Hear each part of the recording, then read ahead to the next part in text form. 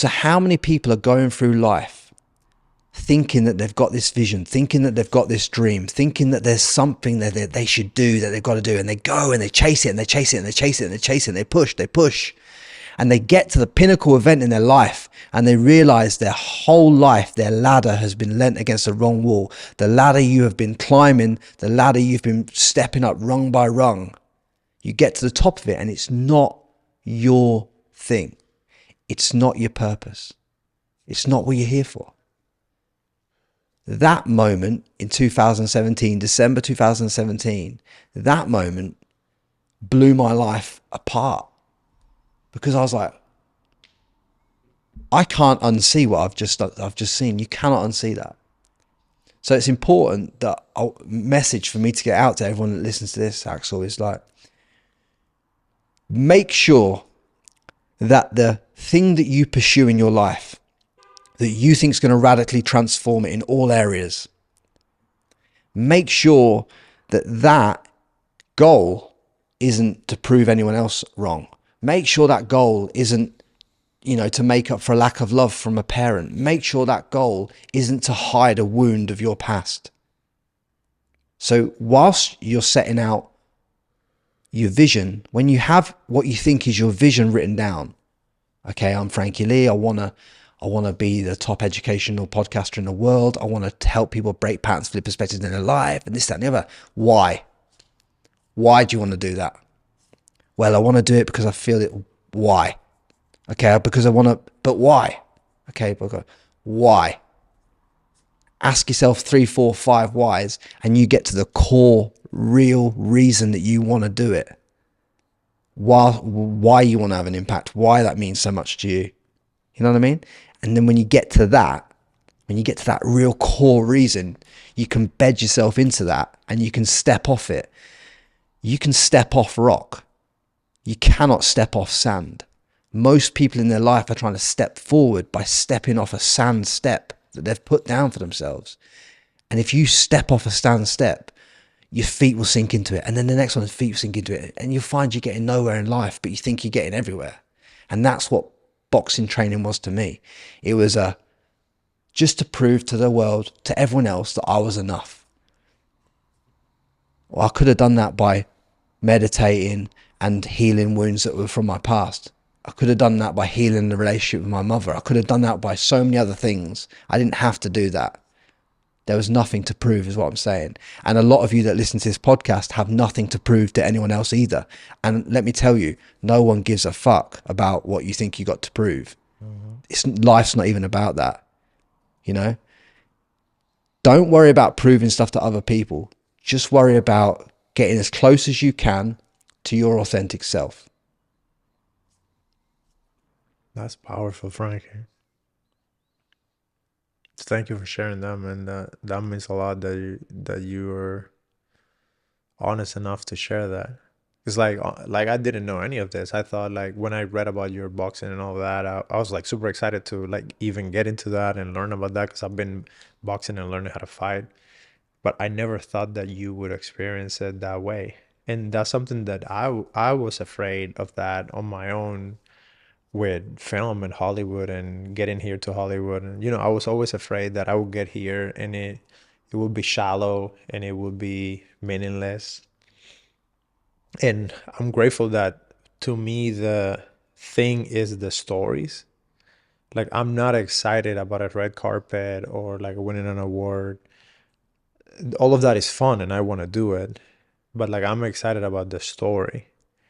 And for me, when you were talking about the why, and before on the show we were talking about how long have you been doing the podcast and why do you do it and all that, for me it was always about having the conversations with people and like being able to get these little moments where like you can tell me about something personal and I can understand it, and just by talking about it, it's almost like therapy. Like, you get to explore yourself, like what you believe, what you think, and that has kept me from like keep doing it even when, and this, like, sometimes we do the interview and it looks cool, like, and everyone wants to do a podcast because it is the cool hip thing to do.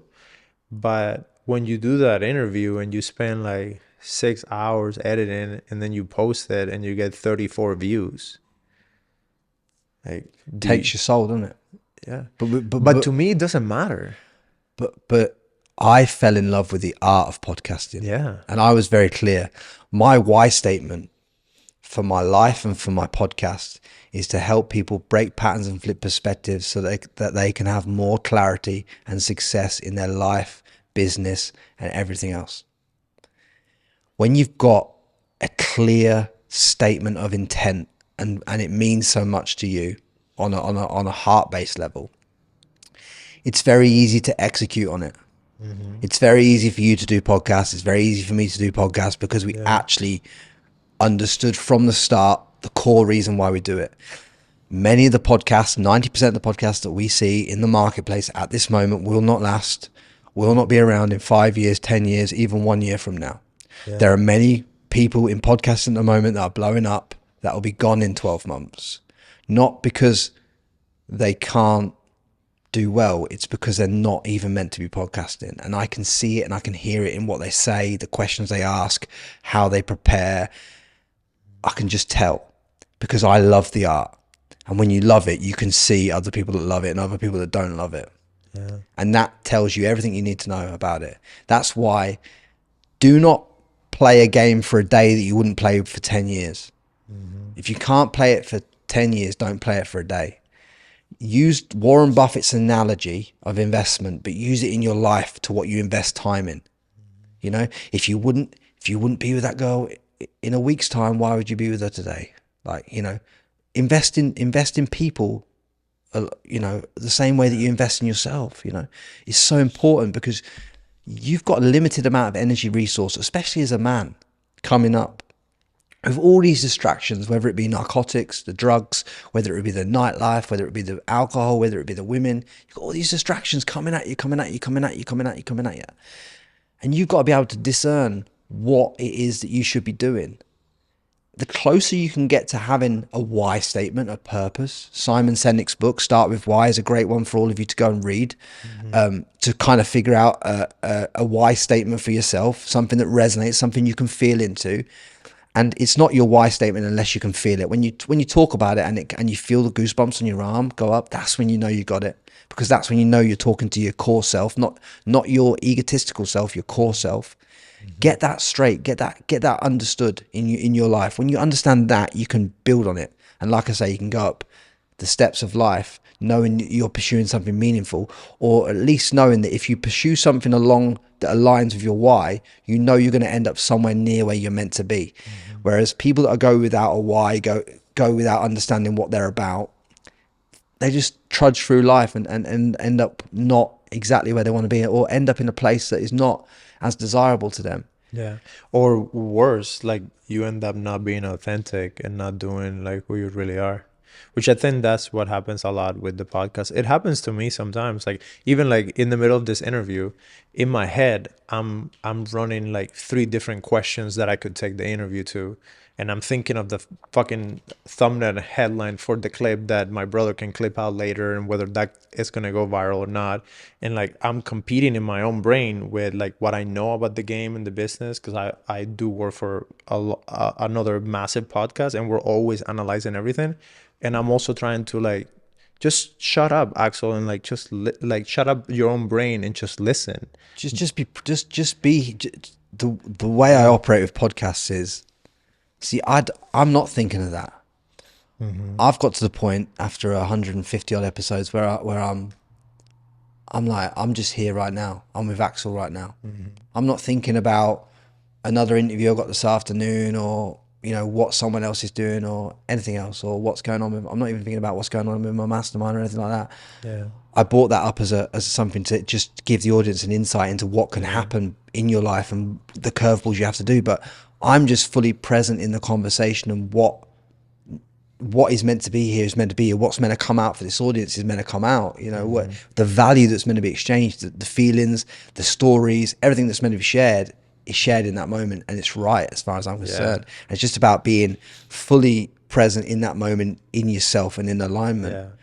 Yeah, it takes practice to do that. And what you said about the ego, that's something that is very important, that I think we all have it, and especially like just you and me, for us to say, I matter enough that I'm going to put on a show and I'm going to interview people and I'm going to build this online presence. And like, we have big egos. Like, you cannot deny that. Like in our case, I feel like with you, like I feel your presence and your energy, that you have an ego that is wrapped in light. Like, you want to matter because you honestly want to be of impact to other people. Of service. Yes. So like the only reason I do this is to be of service to others. Yeah. I'm answering a call from a higher place to do this. Well, guys, thank you so much for checking in for this episode. I hope you love it. And if you did, send it to a friend. And if you can, check out this other interview over here. I'm pretty sure you're going to like it. We'll see you in the next one.